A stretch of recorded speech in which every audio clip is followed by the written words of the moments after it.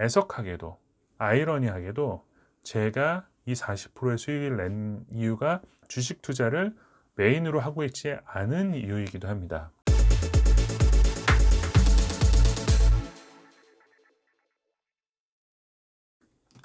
안녕하세요, 한동화입니다. 오늘은 제가 주식 수익률 3개월 만에 40%가 났음에도 불구하고 주식을 메인으로 하지 않는 이유에 대해서 한번 얘기해 보려고 하고요. 그에 더불어 주식 하시는 분들이 반드시 알아뒀으면 하는 내용에 대해서 이야기해 보려고 합니다. 우선적으로 제가 그림을 하나를 보여드릴게요. 이 그림을 보시면 제가 9월에 시작해서 한 3개월 동안 40%의 수익을 낸 것을 보고 계십니다. 제가 예전에 영상에도 올렸던 것처럼 제가 이것은 정말 테스트용으로 주식을 샀던 것이고, 사실 저는 주식 투자를 메인으로 하고 있지 않고 주식 투자를 통한 현금 흐름을 발생하려고 시도하고 있지 않습니다. 오늘은 그 얘기를 해볼 건데요. 3개월 동안 40%의 수익률이라는 것은 누가 봐도 못한 수익률은 아니라고 생각하실 텐데, 하지만 저는 주식을 메인으로 하고 있지 않습니다. 저도 처음에는 은행원이 되고 싶어서 경제 공부를 시작했던 것 같습니다. 그래서 저도 투자는 당연히 금융적인 주식 투자에 대해서 상당히 많은 비중을 두고 있었던 건 사실인데, 최근에 와서는 저는 금융시장에서 많은 발을 빼고 특히 가장 실물 투자에 가까운 주식에 대해서도 투자를 많이 안 하고 있습니다. 주식이라는 것은 민감한 지표로서는 상당히 우수한 투자처임에도 불구하고 일반적으로 생각하시기에는 3개월 동안 40%의 수익을 냈기 때문에 주식 투자를 해보는 것도 괜찮지 않겠냐라고 생각하실 수도 있고, 저 같은 경우는 한때 저도 펀드나 주식을 세일즈를 했었기 때문에 그 분야에 대해서 아예 문외한은 아닙니다. 최근에 와서 투자를 안 하고 있기 때문에 현 시세나 흐름에 대해서는 다소 놓치고 있는 부분이 있을 수 있더라도 투자의 시스템들은 잘 알고 있기 때문에 투자를 해볼 수 있을 것 같기도 한데, 제가 주식 투자를 보류하고 있는 이유를 간단하게 설명을 드리겠습니다. 제가 앞서 보여드렸던 것처럼 3개월 만에 40%의 수익률을 냈습니다. 하지만 애석하게도, 아이러니하게도 제가 이 40%의 수익을 낸 이유가 주식 투자를 메인으로 하고 있지 않은 이유이기도 합니다. 그 말은 무슨 얘기냐면, 제가 3개월 전에 대한항공 주식에 투자를 했습니다. 그때 시작했던 이유는 아예 공표를 하고 이 주식의 흐름에 대해서 제가 테스트해 보려고 시작을 했던 것이고, 좀 더 정확하게 말씀을 드리자면 실패하는 사례를, 그리고 좋지 않은 사례를 보여드리려고 시작을 했었는데, 제가 대한항공 거래를 할 때 한 4만 원대 주식에서 9월 정도 됐을 때 2만 원대까지 거의 반토막이 났었습니다. 코로나 시대에 항공주나 여행주 이런 것들은 반토막 정도가 대부분 났었는데, 그래서 그 시점에 제가 테스트 용도로 투자를 했던 것입니다. 근데 제가 2만 원대에 매수를 하자마자 14,000원, 15,000원대까지 떨어졌던 것입니다. 이렇게 떨어지고 나니까 사실 테스트를 해보려고 그 주식에 매수를 했던 건 사실이지만 실제적으로 투자를 하고 싶은 마음이 너무나도 커지더라고요. 왜냐하면 저는 정리를 했던 게 4만 원대에 정리를 했는데 13,000원대에 떨어졌다는 것은 어마어마하게 떨어졌고, 저는 코로나라는 것이 언젠가 종식이 되면 상승될 것이라는 것을 생각하고 있었습니다. 그래서 정말 제가 14,000원대, 15,000원대까지 떨어졌을 때는 정말 있는 돈 없는 돈 다 털어서 영혼을 끌어모아서 남들 다 집 살 때 저는 주식을 사고 싶었는데 테스트 용도였기 때문에 그렇게 하진 않았습니다. 그 이후에 아시는 분들은 아시겠지만 대한항공과 아시아나가 합병 인수설이 나면서 지금 40%의 수익률이 나게 된 것입니다. 여기서 주목해야 될 점은 뭐냐면, 이상하다는 것을 여기서 먼저 발견을 하셔야 주식 투자를 하실 수 있는 기본이 갖춰져 있다는 것입니다.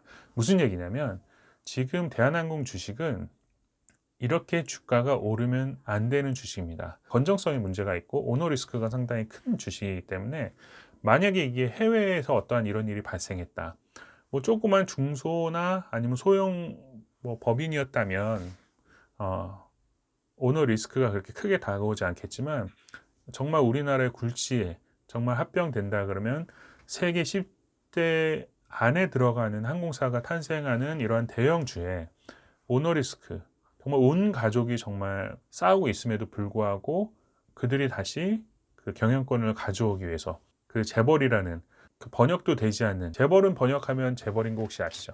그런 것처럼 정말 해외에서는 이해할 수 없는 상황을 만들어주기 위해서 주가가 올랐다는 것을 주목을 하셔야 됩니다.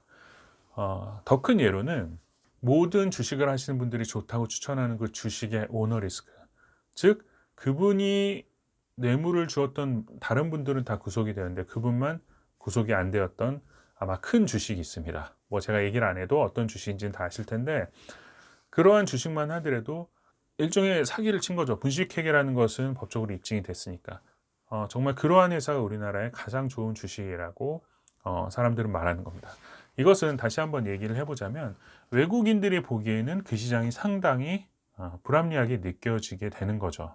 만약에 우리가 뭐 영화 같은 데서 많이 봤겠지만 남미나 어떠한 정말 우리가 잘 알지 못하는 시장에 너무나도 성장세가 가파르긴 한데 그 시장의 건전성이 확보가 되지 않는다면 장기 투자의 자금을 투자하기에는 상당히 리스크가 크다고 생각을 할 것입니다. 현상적으로 말씀을 드려보자면 뭐 예를 들어서 북한에서 미사일만 한번 쓰면 외국에 계신 지인들한테 연락이 옵니다. 괜찮냐? 전쟁 내는 거 아니냐? 문제 있는 거 아니냐? 현대 한반도에 살고 있는 사람들은 뭐 미사일 쐈거나 아무렇지도 않고 전쟁이 날 거라는 것을 아무도 생각하지 않는 것처럼, 반대로 얘기해 보자면 외국에 계시는 분들은 이 현 시장에 정말 몸을 담고 있으신 분들이 아니기 때문에 너무나도 이상하게 생각하는 겁니다. 기업의 오너들이 자기네들끼리 치고받고 싸워서 분쟁이 나고 함에도 불구하고 나라에서 도와서 합병을 해준다고 하고 그들이 아무 문제 없게 경영권을 가지고 있게 되고, 정말 우리가 정말 최고의 주식이라고 하는 그 S 주식조차도 정말 상법 시장에서는 있을 수 없는 분식회계를 했음에도 불구하고 자리를 지키고 있고 그 주식의 가격이 유지되고 있다는 것들이 상당히 이해가 안 가는 부분입니다. 그래서 그런 부분들이 아직 사실상은 정착되지 않았다고 생각이 들고요. 저는 그런 부분들, 코스피 시장의 건전성만 확보가 되면 3천 뚫는 건 제가 봤을 땐 문제도 아니라고 생각하고요. 오히려 코로나 시대에 뭐 OECD의 어떤 국가지표나 이런 것들을 보시게 되면 상당히 좋고 양질의 국가임을 입증이 되었기 때문에 주식시장도 그것의 영향을 고스란히 받아서 담아가야 됨에도 불구하고 외국인들이 보기에는 참 이상한 시장이다, 건전하지 않은 시장이다, 오픈되지 않는, 투명하지 않은 시장이다라고 생각을 하기 때문에 그 부분이 아직까지는 우리나라 주식 투자에 대해서 올인을 하는 데 있어서는 상당히 망설여지게 되는 부분이라고 생각을 합니다. 그래서 저 같은 경우는 그렇다고 뭐 주식이 나쁘다 뭐 그런 부정적인 얘기를 하고 싶었던 건 아니고, 저도 주식 투자는 하고 있고 주식의 일정 부분을 바로미터로서 여기저기 지표를 꽂아 놓고 있는 사람으로서 우리나라 시장이 좀 더 경쟁성이 있어지고 부동산 시장의 어떠한 자금들을 주식시장에서 가져가는 상황이 돼야 된다고 생각을 합니다. 여기에 한 가지 더 더하자면 뉴스를 객관화시켜서 볼 수 있는 방법들이 상당히 필요하다는 걸 많이 느꼈습니다. 부동산 같은 경우도 이분이 정말 부동산을 알고 쓰시는 걸까? 라는 생각들이 많이 들게 되고, 주식 같은 경우는 더욱더 많이 있다는 걸 알게 되었습니다.